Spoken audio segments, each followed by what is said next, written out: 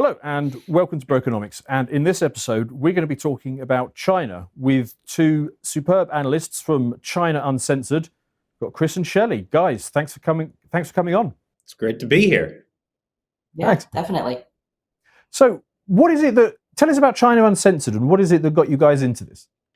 So I think the big thing is, now in 2023, most people understand that the Chinese Communist Party is a threat and having a real impact on the United States and around the world.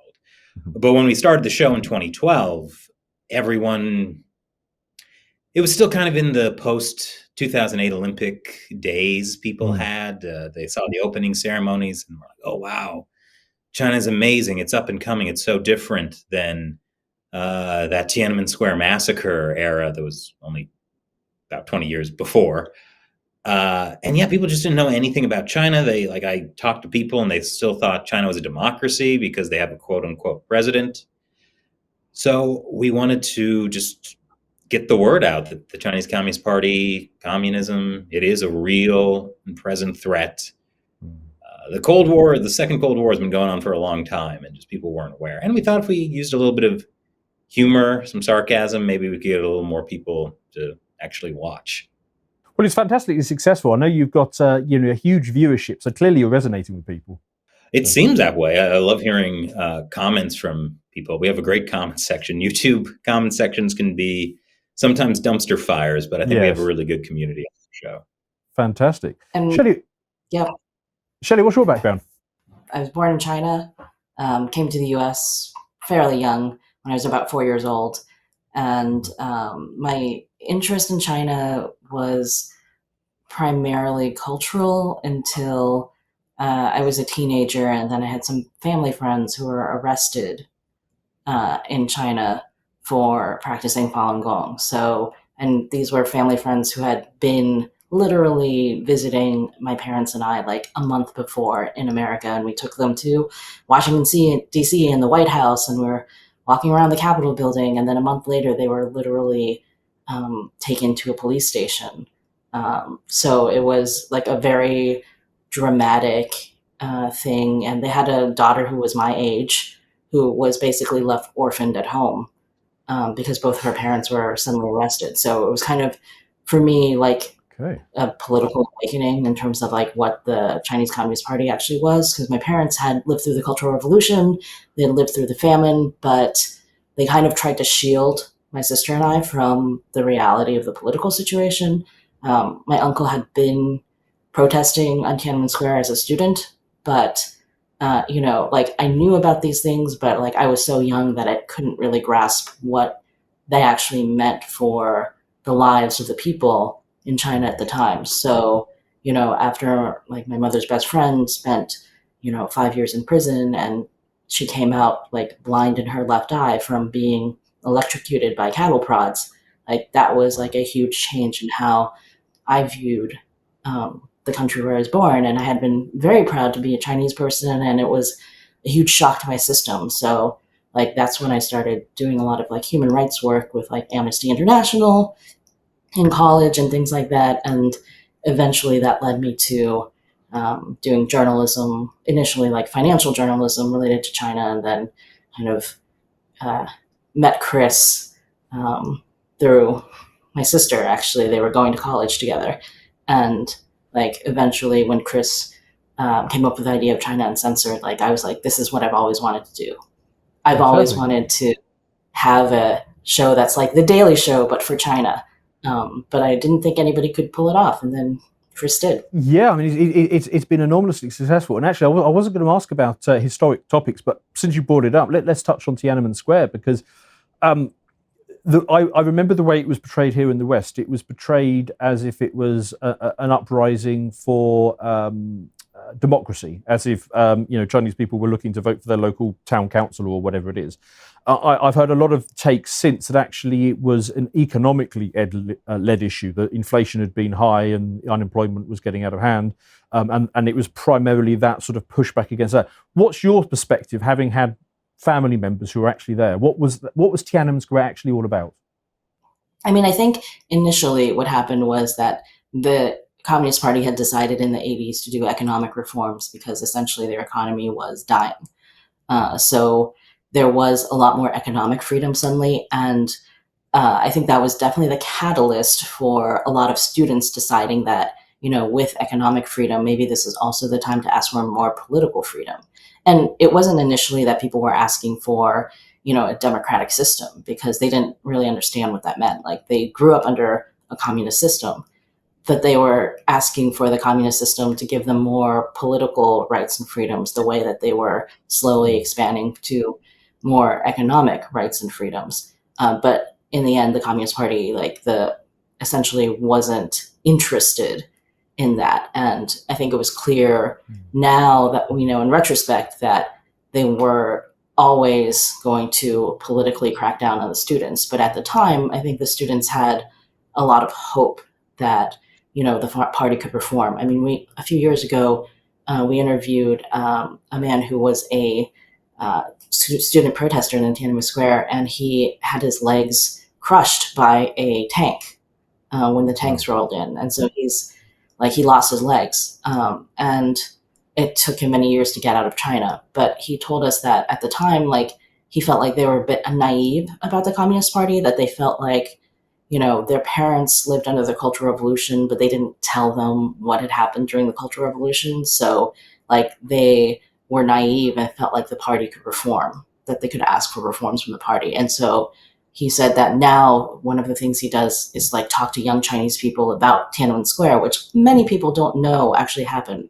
I have, multiple friends who had to learn about it after leaving China. So it's common for Chinese young people not to know anything about Tiananmen Square? Either not to know anything, or to be told that it was, when the students attacked the soldiers, and the students were very violent, and they were the ones who caused all this bloodshed. But I think as the years go by, the more common narrative is that nobody knows anything about it at all. Okay, that's interesting. And you touched on, of course, it started from those grants of economic freedoms, and the Chinese have had that period of economic expansion. But I guess my first question has to be to you: how sustainable is that economic expansion? And I'm thinking there particularly in terms of we've seen a large credit boom in China, we've seen a large housing boom, and a lot of these things feel very unsustainable. So how sustainable is this economic model that they've been running, that they've based their success on? Well, I think first I just want to provide a little bit of context to the idea that the Chinese Communist Party gave economic freedom. Under Mao, basically, China did not have an economy. People were forced into communes, collectivized farms. It was a disaster. There was mass famine, cannibalism. So, when Mao died, there was, obviously a realization that that didn't really work very well. But the economic freedom was still very minuscule. Chinese people still were never allowed to unionize. Obviously, they had no freedom of speech to protest for better wages or better rights. Still, the economy was controlled mainly by state-owned corporations, or even after things became more privatized, they were still companies run by the sons and daughters of top communist officials.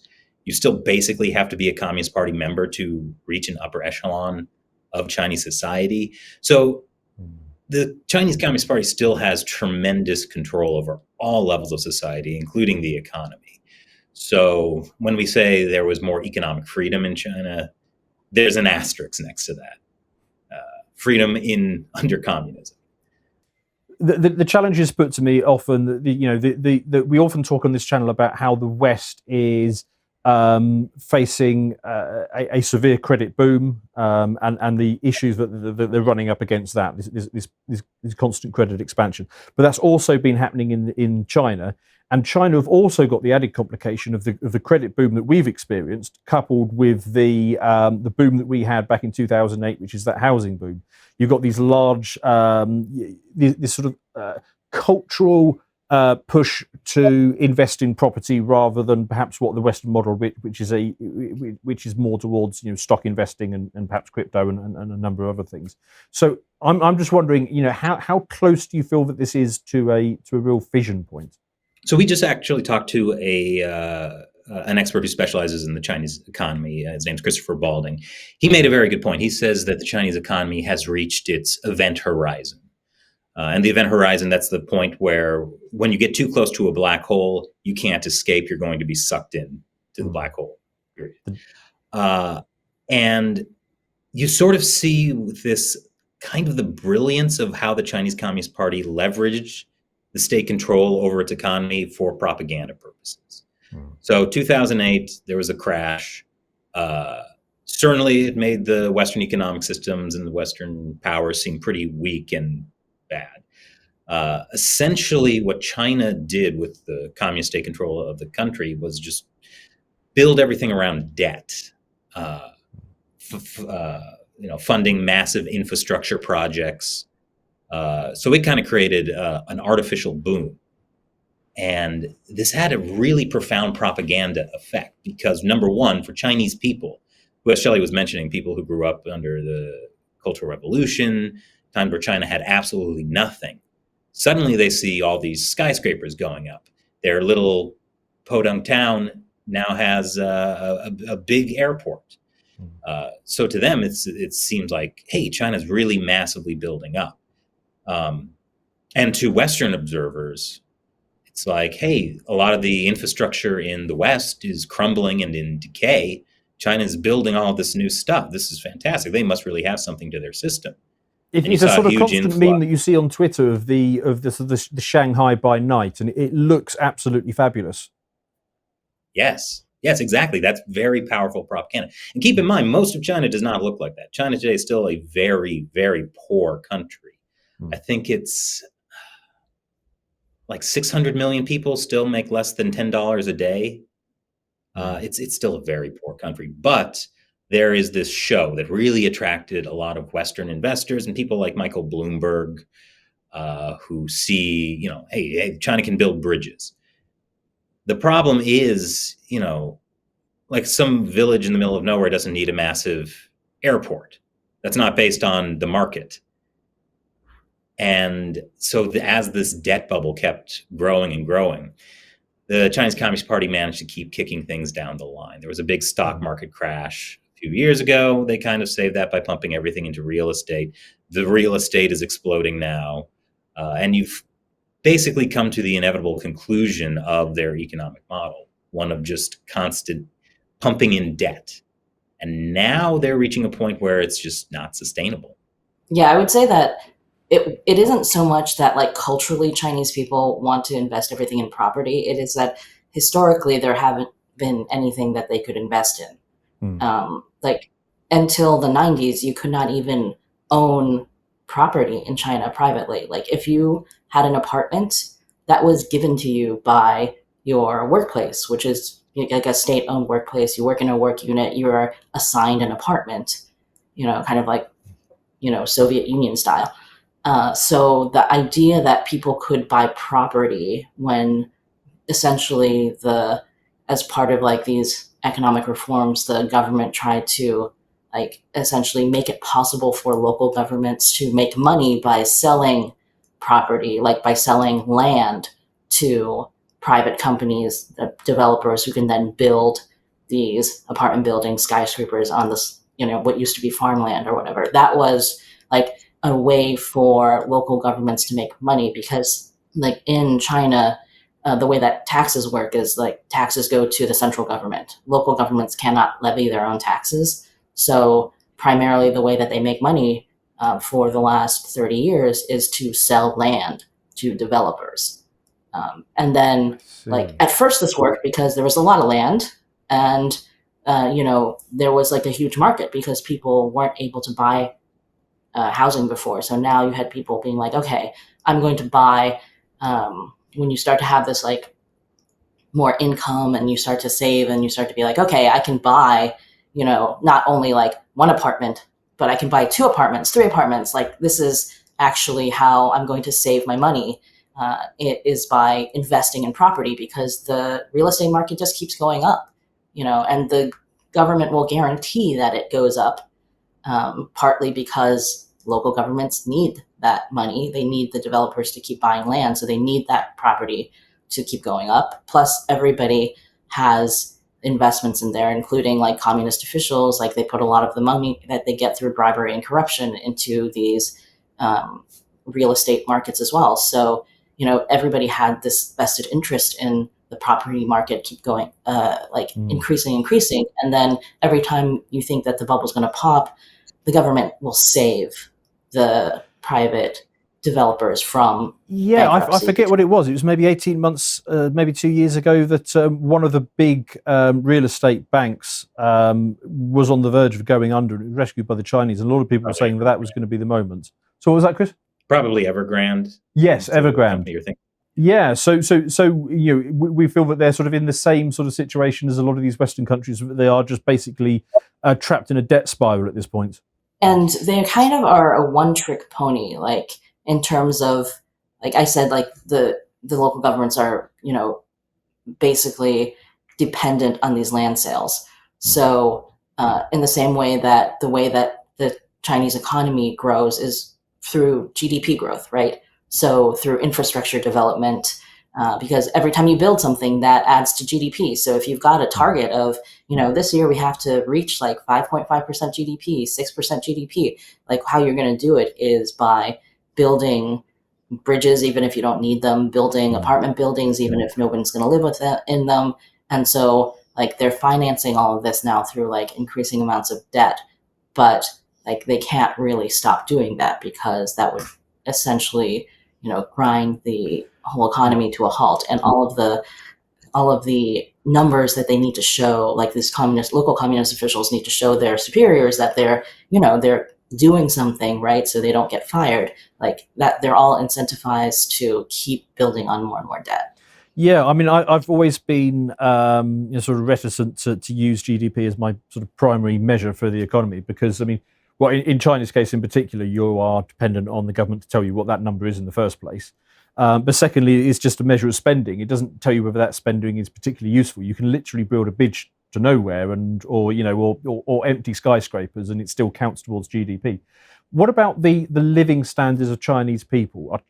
Are Chinese people continuing to see that improvement in living standards and the prospects for their children? I think that is the big thing that is changing China right now. After the Tiananmen Square massacre, there really was this kind of Faustian bargain the party made with the people, that if you don't protest, if you accept no political or social reform or freedom, you'll have a chance to get rich. Or maybe your children will. But so particularly as it regards to the real estate, what happened with Evergrande was that with this whole debt model, people would buy apartments that didn't exist. Evergrande would then take that money and build those apartments. But over time, they started to run out of money. Those apartments wouldn't be built, but people had already bought apartments that don't exist and were still paying mortgages on a house that didn't exist. So from that one aspect, again, as Shelley was mentioning, real estate is the primary investment sector for what you would call the Chinese middle class. So that's failing. And even if you do own a home in China, the market is such that it's very difficult to sell homes anymore. So basically, any liquidity you have is stuck in that home. You can't actually get that money out of the house. The zero COVID policy and the complete destruction of the Chinese economy that was also a case of, maybe our children aren't going to have a better life for us than we did as kids. You see the massive youth unemployment. And again, what they did with education was very similar to what they did with infrastructure and all aspects of the economy, that, there's this promise, like, go to university, get these degrees. There'll be something better for you if you do that. And now Chinese youth are finding that there are actually no jobs. And the amount of the Chinese education system is incredibly competitive. In fact, culturally, that's considered one of the only places in Chinese society where people can compete on even footing. It's how well you do on your high school exit exams, the Gaokao. If you do well, you can compete with even the daughter of a communist official. But what does it mean if you go to university and can't find a job, you can't find a home? For men, because of the sex selective abortion from the one-child policy, where people were only allowed one child, there are now 30 million more men than there are women. So you have a huge population of young men who can't find a wife, who can't find a job. It's a recipe for disaster. Yeah, let's talk about that, because of course we're talking about GDP growth, but I mean essentially what GDP is. I mean it's GDP per capita times capita, and the capita, the number of people, that's in serious decline because of this one child policy. How are the Chinese authorities responding to this challenge of that declining population? I've gone on record as saying that I believe that within the next 10 years or so, we will start to see the government starting to go in the opposite direction of the one-child policy and trying to coerce people to have children. I mean, we're already seeing, in the last 10 years, they went from the one-child policy to a two-child policy. And now it's a three-child policy. And essentially, now it's kind of like, have as many children as you want, but nobody wants to have more than one kid because of the economic situation in China. It's very expensive to raise kids, and you've had this generation of only children who don't have any problem with being only children, and they're looking at it increasingly expensive cost of living, and they're like, well, why would I have more than one kid? I'm pouring all my resources into this one kid. I don't have the money to have more kids, so the government don't even want one kid. Yeah, people can't find a job, you don't want a kid, but. Would a three-child policy be as coercive as the one-child policy was? Because I mean, the one-child policy was quite strict. I mean, are they going to start arresting people who don't have three children? I mean, how would that actually work? Well, right now it's kind of just we are going to encourage you to have more kids. Okay. When my mom gave birth to me in China, it was in the 80s, so the one-child policy was at its, because it was implemented in 1980, so that was the first decade of it, and the enforcement was very it could be very different depending on where you lived. If you were in a more urban area, you got pregnant again.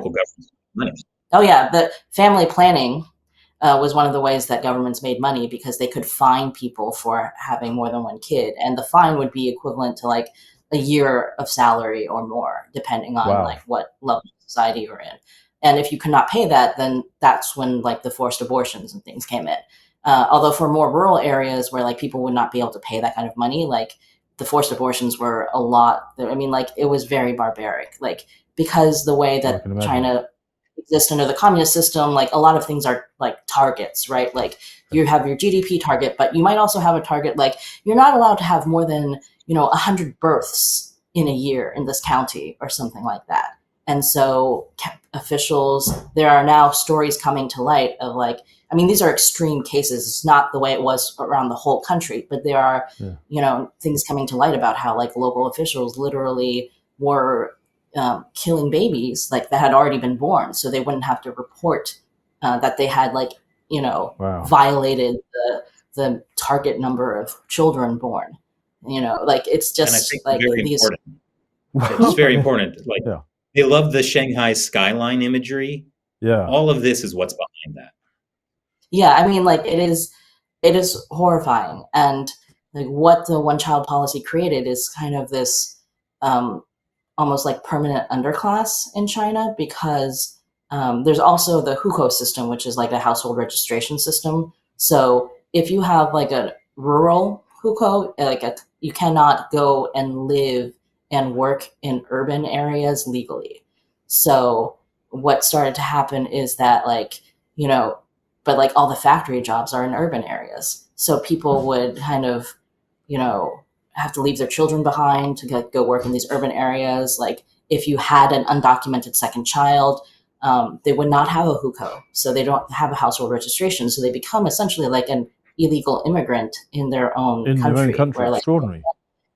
They can't go to school they can't get like official medical care if they don't have like this household registration. So like you have this like kind of hidden population of people, and so like that 30 million number of more men than women, that might not be accurate because we actually don't know how many people had girls and then like they just weren't reported. Like they tried to hide them from the government so that they could live essentially. Okay. So now like Is China not inclined to approach this the same way that Western countries do, which is to simply import people? Because of course you've got a huge amount of people in Southeast Asia and India that you could bring on to do a lot of these factory jobs. Do they not want to approach it through immigration? they're not a very immigration friendly country right now. They may have to change that as their, workforce population gets older, fewer people are able to work in factories, fewer people want those factory jobs because they're now blue collar jobs. They're now seen as less, enticing as they were like 15 years ago when like that was a real stepping stone to making more money. But like now people are like, oh, they want more, white collar jobs. But like it could happen, but it's not currently, like government hasn't currently done that yet. Like they're just trying to enforce this more, like have more babies essentially. They're giving right now incentives like, oh, maybe like childcare incentives, like money, like to help offset some of the costs, but that's still not working right now.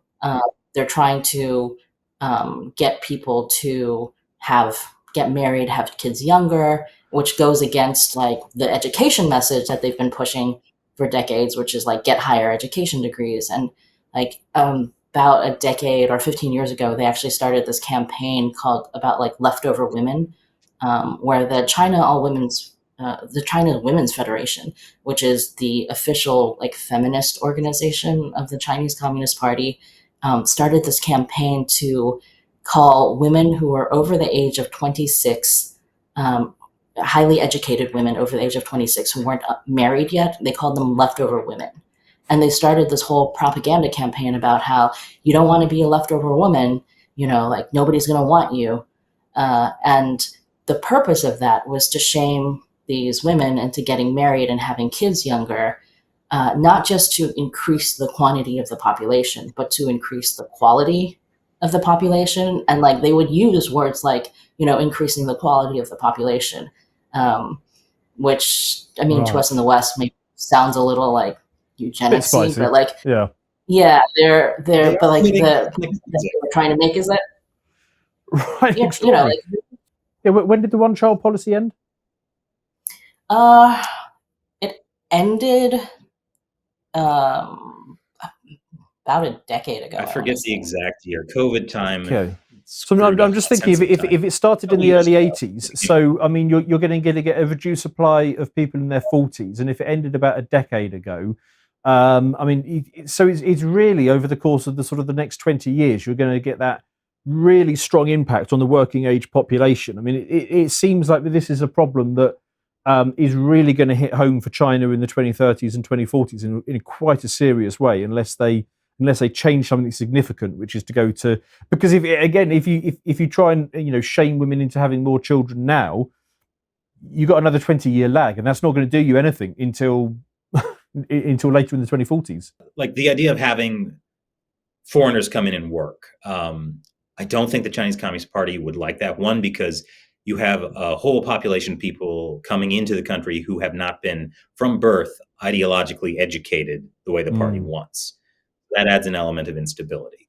Also, typically what happens when people move to a country to work, especially factory type jobs, they want to make money to send back to their families in their home countries. The Chinese Communist Party has very tight controls over how much money people can get out of China because they don't want money leaving China. I think they put a limit of it's $50,000 a year that you can take out of China. There are all kinds of ways top communist officials get around that, so they can buy apartments in New York. Yeah. But so that would be a big barrier to anyone coming to the country, that they couldn't send money back to their families. To watch the full video, please become a premium member at lotuseaters.com.